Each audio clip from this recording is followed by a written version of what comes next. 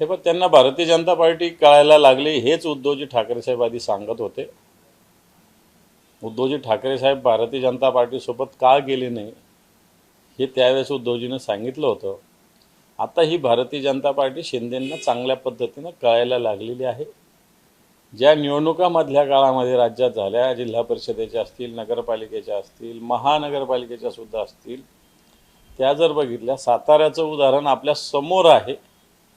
शिंदे गट आणि भाजप कशा पद्धतीनं एकमेकाची विरोधात लढला, शिंदेचे आमदारसुद्धा कशा पद्धतीनं भूमिका ठेवली, शिंदे साहेबांच्या मंत्र्याला सुद्धा कशा पद्धतीनं मारहाण झाली, हे काही भारतीय जनता पार्टीच्या निर्देशाशिवाय होऊ शकत नाही. आणि म्हणून आता या सगळ्या गोष्टी त्यांच्या लक्षात येत आहेत. त्यामुळे आगामी काळात ते कसे लढतील, काय लढतील, हा त्यांचा मुद्दा आहे.